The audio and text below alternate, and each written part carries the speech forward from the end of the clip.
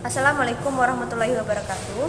Perkenalkan, kami dari kelompok 9 yang beranggotakan saya sendiri Nadia Kurniawati dengan NIM 200455055 dan rekan saya Margareta dengan NIM 200455015. Kami pada kesempatan kali ini kami akan mempresentasikan hasil diskusi kami mengenai region Afrika Selatan.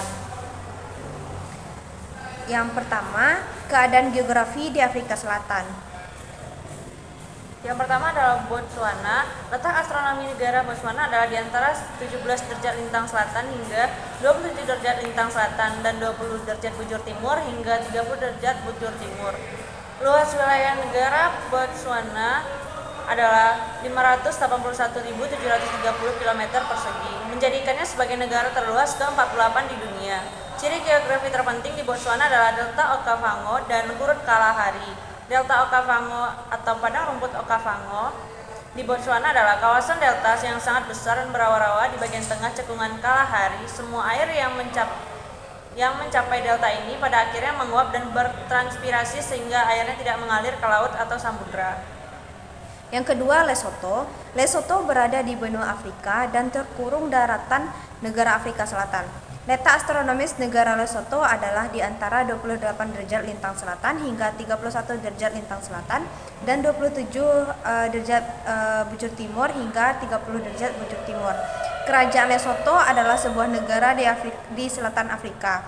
Negara ini merupakan sebuah enklave yang dikelilingi oleh Afrika Selatan. Negara ini merupakan satu-satunya negara merdeka yang seluruh bagiannya terletak di atas ketinggian 1000 meter. Titik terendahnya adalah 1400 meter dan lebih dari 80% Lesotho terletak di ketinggian melebihi 1800 meter. Lesotho juga merupakan negara terkurung daratan terbesar di dunia dan sepenuhnya dikelilingi oleh Afrika Selatan. Karena ketinggiannya, Lesotho tetap lebih dingin di sepanjang tahun daripada daerah lain pada lintang yang sama. Yang ketiga ada Namibia. Republik Namibia adalah sebuah negara di Afrika bagian barat daya, tepatnya di pesisir Atlantik. Negeri ini berbatasan dengan Angola dan Zambia di sebelah utara, Botswana di timur, dan Afrika Selatan di selatan.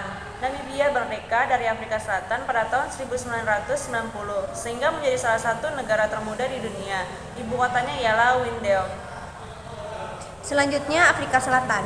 Negara Afrika Selatan yang memiliki luas wilayah 1.221.037 km persegi. Secara astronomis, negara berada di garis lintang antara 2.300 lintang selatan sampai 350 derajat lintang selatan dan berada di garis bujur antara 180 derajat bujur timur sampai 3.300 bujur timur.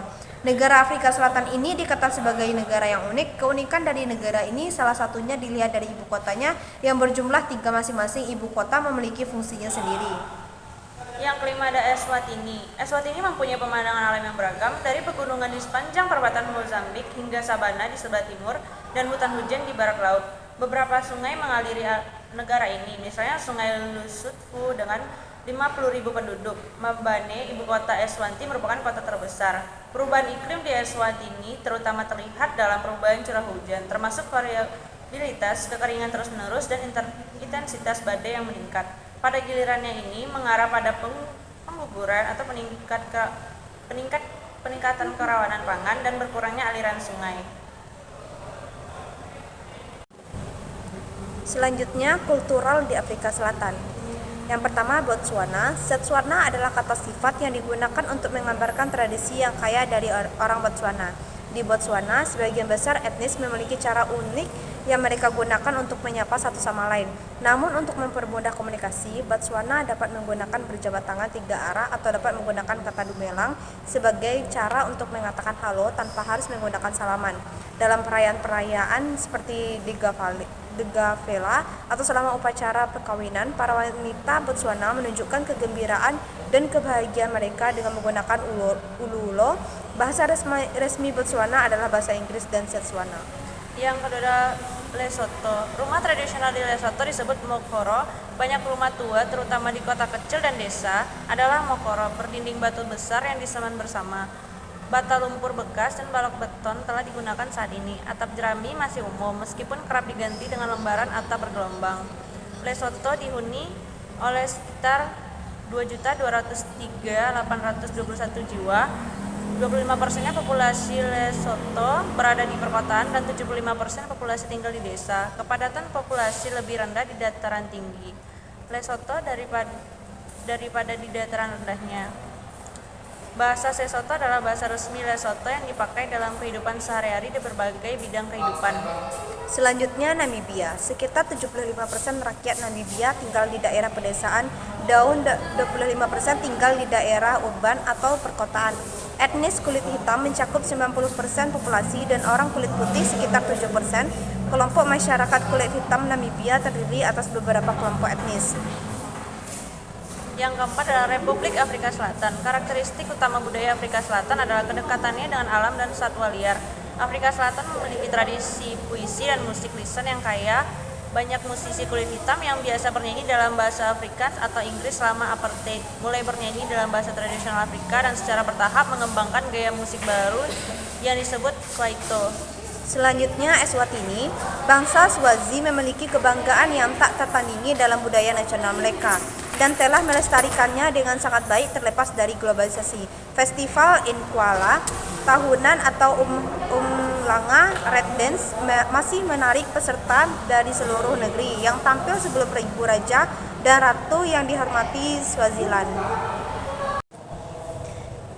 Selanjutnya aktivitas ekonomi dan sosial di Afrika Selatan. Yang pertama Botswana. Ekonomi Botswana mengalami pertumbuhan pesat semenjak memperoleh kemerdekaan dari kolonialisme.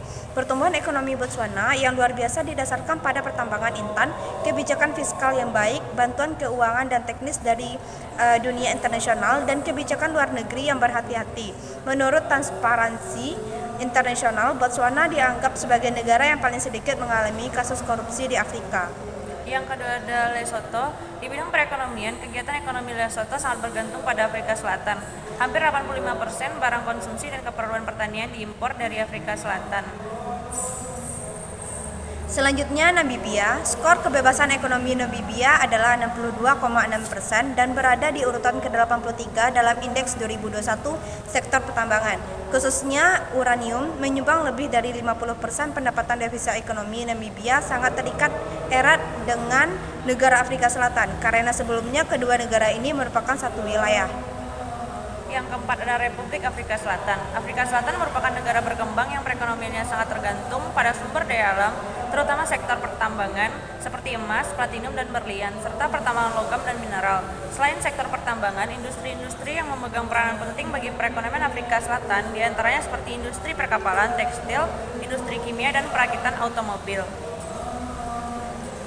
Selanjutnya Eswatini. Di bidang perekonomian, Eswatini yang tidak memiliki laut dan berbatasan dengan Mozambik dan Afrika Selatan ini sangat tergantung pada Afrika Selatan dalam hal impor-ekspornya. Eswatini pada dasarnya merupakan negara yang berpenghasilan menengah ke bawah. Perekonomian Eswatini beragam dengan pertanian, kehutanan, dan pertambangan. Selanjutnya geografi politik di Afrika Selatan. Yang pertama ada Botswana. Botswana adalah negara merdeka. Ia memperoleh kemerdekaan dari Inggris pada tahun 1966. Sistem politik Botswana dapat digambarkan sebagai republik demokrasi parlementer yang representatif sejak kemerdekaan pada tahun 1966.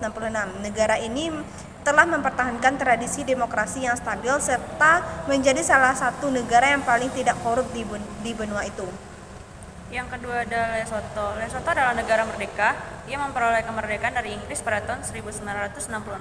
Konstitusinya terakhir diratifikasi pada tahun 1993. Lesotho memiliki raja konstitusional. Politik negara terjadi di bawah demokrasi, perwakilan parlementer, dan sistem multipartai. Raja lebih merupakan simbol persatuan nasional karena konstitusi hanya mengenalinya, tetapi tidak menguraikan fungsi apapun. Perdana Menteri adalah kepala pemerintahan. Selanjutnya Namibia. Politik negara ini terdiri dari cabang eksekutif, peradilan, dan legislatif. Yang pertama cabang eksekutif terdiri dari presiden dan perdana menteri. Yang kedua cabang peradilan negara ini terdiri dari pengadilan pilihan terakhir dan pengadilan banding tertinggi. Selanjutnya cabang legislatif Namibia terdiri dari Majelis Nasional dan Dewan Nasional. Majelis Nasional merupakan badan legislatif utama, sedangkan Dewan Nasional memiliki peran yang sebagai penasihat anggota Dewan Nasional. Yang keempat adalah Republik Afrika Selatan. Afrika Selatan adalah negara demokrasi konstitusional dengan sistem 3 tingkat dan institusi kehakiman yang lepas sama sekali. Terdapat 3 peringkat, yaitu nasional, wilayah, dan pemerintahan lokal yang benar dan legislatif, serta eksekutif dengan kawasan kekuasaan masing-masing. Yang terakhir adalah Eswatini. Kepala negara adalah raja, yang sejak 1986 adalah Raja M. Eswati III. Berdasarkan tradisi, raja memegang kuasa bersama ibunya atau Indo-Fukazi, gajah betina besar. Yang pertama dipandang sebagai kepala administrasi negara, sedangkan yang terakhir dipandang sebagai kepala rohaniah dan nasional negara. Selanjutnya, kerjasama antar wilayah di Afrika Selatan. Yang pertama di Botswana. Botswana bergabung dengan Permufakatan Afrika pada sebagian besar masalah internasional utama dan anggota organisasi internasional seperti PBB, Persemakmuran, dan Persatuan Afrika. Botswana juga anggota Pengadilan Kejahatan Internasional dengan persetujuan kekebalan bilateral pada perlindungan militer Amerika Serikat. Yang kedua, Lesotho. Di hubungan luar negeri, Lesotho merupakan negara berdaulat yang bergabung menjadi negara anggota PBB pada 17 Oktober 1966. Kerajaan Lesotho juga merupakan negara anggota lembaga-lembaga internasional yang berada di bawah PBB. Selanjutnya, Namibia. Republik Namibia secara resmi bergabung menjadi negara anggota PBB. Namibia juga merupakan negara anggota lembaga-lembaga internasional yang berada di bawah PBB. Namibia juga aktif di berbagai organisasi internasional seperti Uni Afrika, negara-negara Persemakmuran Inggris, dan ACP atau African, Caribbean, and Pacific Group of States. Yang keempat ada Republik Afrika Selatan. Di hubungan luar negeri, Afrika Selatan merupakan anggota PBB dan anggota lembaga-lembaga lainnya yang berada di bawah PBB seperti beberapa organisasi internasional. Kerjasama dengan RI, hubungan Indonesia-Afrika Selatan sudah terjalin benar semenjak tahun 1994 ketika kedua negara mendatangi komunike bersama pembukaan hubungan diplomatik. Selanjutnya, Eswatini. Di hubungan luar negeri, Kerajaan Eswatini bergabung dengan PBB pada 24 September 1968. Kerajaan Eswatini juga merupakan negara anggota lembaga-lembaga internasional di bawah PBB. Menjaga hubungan bilateral yang baik dengan Kerajaan Eswatini dapat menjadi langkah strategis bagi Indonesia untuk menunjukkan komitmen dalam meningkatkan hubungan bilateral dengan negara-negara di kawasan Afrika, sekaligus untuk memperluas tujuan ekspor melalui penetrasi pasar non-tradisional baru bagi produk-produk Indonesia. Baiklah, sekian penampilan dari kelompok 9. Terlebih dan terkurang, mohon maaf. Wassalamualaikum warahmatullahi wabarakatuh.